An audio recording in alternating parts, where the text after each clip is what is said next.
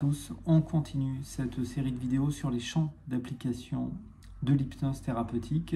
Aujourd'hui, on va parler de la peur de l'avion ou de la phobie de l'avion. Et je pense que c'est important, c'est vraiment la première étape de savoir dans quel cas de figure on est. Dans le cas de la peur, l'avion me fait peur, j'angoisse, je stresse, mais je peux monter dans l'avion. La phobie, malheureusement, c'est le cap au-dessus où le simple fait de penser à l'avion me met dans un tel niveau de malaise que je préfère presque tout que de monter dans cet avion. S'il faut faire 15 jours de voiture, je ferai 15 jours de voiture, stratégie d'évitement propre à la phobie, mais je ne monterai pas dans cet avion. Donc, on est dans deux cas de figure différents. Les deux cas de figure se dépassent bien évidemment, mais ça semble évident qu'une phobie semble plus lourde que la peur. Néanmoins, eh bien, on peut quand même dire que en pratique, c'est pas si évident que ça. Tout dépend finalement s'il y a eu un traumatisme ou pas.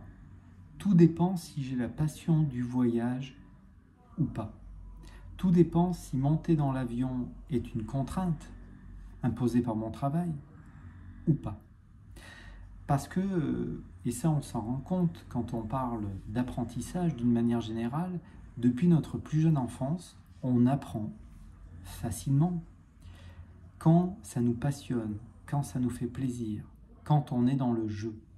Et si j'ai peur de l'avion, ou si même je porte, on pourrait dire, un traumatisme par rapport à l'avion, que vraiment j'angoisse, que quand j'y repense, j'ai des images qui reviennent, qui me donnent la boule au ventre. Si effectivement j'ai une peur ou une phobie de l'avion, mais qu'il y a une passion du voyage, que d'une manière générale, je me souviens d'une époque où en fait voyager n'était pas un problème, même j'aimais ça, alors j'ai envie de dire c'est déjà à moitié gagné. Parce qu'au fond de vous, il y a, on pourrait dire, cette croyance qui est positive pour le coup pour vous, cette croyance comme quoi le voyage est utile. Le voyage me sert à atteindre quelque chose. L'avion est quelque chose qui aujourd'hui me fait peur ou m'angoisse, si vous voulez, mais ça me permet d'atteindre quelque chose de constructif, de positif, si vous voulez. Si vous êtes dans ce cas de figure, c'est déjà gagné. Et c'est pas du coaching, un peu du coaching rapide, c'est pas ça. C'est que comme c'est votre désir le plus profond que de dépasser cette peur, alors effectivement vous allez à un moment donné trouver un praticien qui vous permet de libérer cette problématique à votre rythme. Lorsqu'on parle d'hypnose thérapeutique, on parle normalement de position thérapeutique basse. De quoi parle-t-on?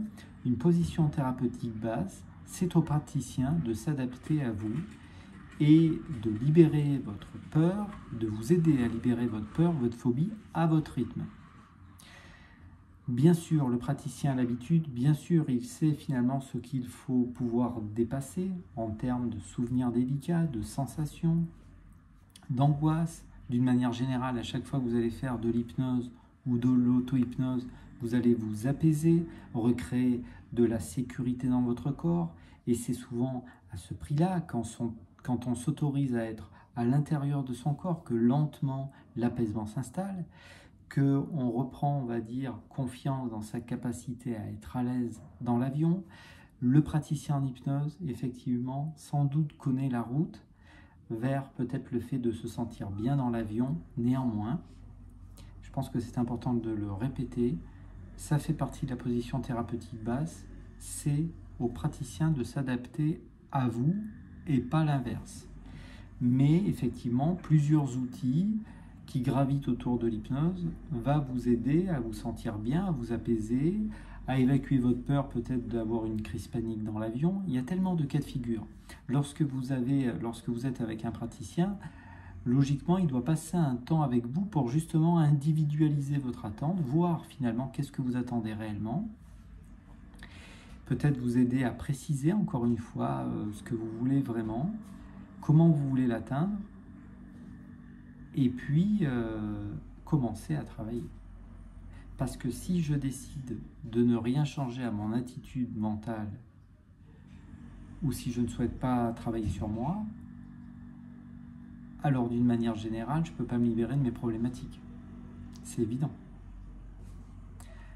Donc là, souvent, un praticien en hypnose a, on pourra dire, plusieurs outils qui peuvent l'aider à travailler, techniques si vous préférez, qui peuvent vous aider peut-être à dépasser cette peur, cette phobie. Et ça ne sera jamais aussi facile que si le voyage représente quelque chose de constructif pour vous. Si vous vous dites « je suis malheureusement obligé de monter dans cet avion, c'est mon dernier des souhaits, mais je suis obligé de monter dans cet avion, mais je ne veux pas y monter, mais je suis obligé parce que ma fille est là-bas et que je suis obligé d'aller voir ma fille, mon gendre, mes petits-enfants, je ne sais quoi », si vous êtes dans ce cas de figure, ça ne sera pas évident. Ça ne sera pas évident, pourquoi ? Parce qu'avec l'hypnose, et tant mieux à quelque part, on garde notre libre arbitre. Et malheureusement, si au fond de vous, le voyage est une plaie, et que vous avez peut-être, vous faites un devoir d'avoir peur de l'avion. Mais oui, parce que si par exemple, mes parents avaient peur de l'avion, si j'ai vu maman qui m'a toujours dit que l'avion c'était dangereux, si mon père regardait les crashs d'avions à la télévision, et que j'étais à côté de lui quand j'étais petite, il y a tellement de cas de figure où finalement, plus ou moins inconsciemment, on se dit « mais moi, je n'ai pas envie. Hein. Je suis malheureusement obligé de prendre l'avion, mais je ne veux pas. » Si vous êtes dans ce cas de figure-là, je pense qu'il ne faut pas commencer un travail thérapeutique. Enfin, il ne faut pas travailler en hypnose, même si parfois le travail en hypnose est rapide. Ou alors, il faut qu'une petite voix en vous vous dise « ok, effectivement, pour l'instant, j'en ai pas du tout envie, mais malheureusement... Enfin, je suis un peu obligé de changer mon point de vue sur l'avion, sinon ça ne va pas le faire. » Si, voilà, si au fond de vous, il y a un vrai désir, une envie positive, constructive, alors forcément, cette peur, cette phobie, vous allez pouvoir la dépasser. Alors, il y a deux cas de figure. Soit vous avez effectivement un choc émotionnel, un souvenir délicat. Et si c'est le cas, effectivement, avec l'hypnose, vous allez pouvoir vous détacher de la charge émotionnelle, vous vous souviendrez de ce qui s'est passé, mais quand vous en souviendrez, ça ne vous fera plus du tout le même effet. Et donc forcément, lorsqu'on s'est libéré émotionnellement de certains souvenirs, parfois l'automatisme négatif qui s'est installé disparaît, tout naturellement, parce que certaines personnes ne sont pas arrivées à l'aéroport, ils ont déjà la boule dans le ventre, donc c'est bien une question aussi d'anticipation, la manière dont le mental travaille, comment il voit ce qui se passe. On s'est rendu compte que d'une manière générale, l'attitude mentale quand on est dans l'avion va beaucoup jouer sur la manière dont on va se sentir dans l'avion. C'est-à-dire que si je suis concentré sur ce qui se passe dans l'avion, je risque à un moment donné de me sentir mal à l'aise parce que je risque de fixer mon attention sur des sources de danger réelles ou cachées ou quelque chose que j'imagine tout simplement. Ou au contraire, si je commence à me visualiser en train déjà d'arriver et de voir ce qui m'attend à l'autre bout. Mais il faut que ça soit quelque chose de constructif. Si je me dis que je vais rejoindre ma fille, mais que je suis en colère que ma fille soit partie à l'autre bout du monde, elle m'a laissée toute seule, elle m'a abandonnée avec son père, c'est inadmissible. Si forcément je porte cette histoire-là, je ne suis pas dans quelque chose de constructif. Donc effectivement, si votre souhait, c'est réellement de dépasser cette peur et de regarder les choses de manière constructive, je ne dis même pas positive, je dis vraiment constructive, alors j'ai envie de dire, vous allez trouver un praticien qui va vous aider à individualiser la séance et vous donner peut-être les clés, j'avais dit les outils tout à l'heure, les clés, les techniques qui peuvent éventuellement vous apaiser et commencer à prendre un nouveau départ. Parce qu'une fois que vous aurez repris l'avion, une fois, deux fois, trois fois, et que vous verrez que vous sentez bien, et bien la situation sera débloquée. Alors, premier cas de figure, je le disais, soit vous avez vécu un traumatisme, un choc. Donc, il y a eu quand même une époque où prendre l'avion était simple. Et donc, dans ce cas-là, ça sera plus simple. On ne va pas se mentir que si pour vous, l'avion, même si vous ne l'avez jamais pris, et qu'il n'y a pas de choc d'ailleurs, vous vous dites que c'est dangereux. Si vous avez commencé à vous dire que c'est dangereux, si vous ne voulez pas changer le fait que vous vous dites que l'avion est dangereux, alors potentiellement, vous ne serez jamais à l'aise dans l'avion. Et je souhaite bien évidemment me tromper. Mais à partir du moment où on est forcé de faire quelque chose, c'est jamais agréable. Voire c'est traumatique. Voire ça nous met en colère. Donc si je me dis que malheureusement je suis contraint et obligé de prendre l'avion,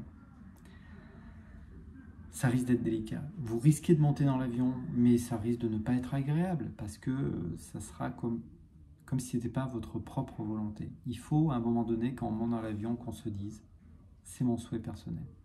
Et si vous voulez aller vers ça, alors effectivement, un praticien vous aidera à monter dans l'avion. Et peut-être d'y monter calme, serein. Et dès que je suis dans l'avion, je commence à me voir en train d'arriver. C'est déjà ce que l'on fait quand on est sur la route, naturellement. Quand on est sur la route, eh bien, comme c'est un apprentissage fort, un automatisme fort que l'on connaît parce qu'on a déjà pris la route tellement de fois, eh bien, en fait, quand vous êtes dans la voiture, vous n'êtes pas focalisé sur le tableau de bord, ni sur les plastiques, ni sur le frein à main. Vous êtes en train d'observer la destination. Voire vous êtes déjà peut-être en train de penser à qu'est-ce qui vous attend tout à l'heure. Et peut-être que c'est quelque chose de naturel que d'être dans un avion, parce que quelle est la différence entre être dans un avion et une voiture? Vous êtes assis. Assis comme si vous étiez sur une chaise ou un fauteuil confortable.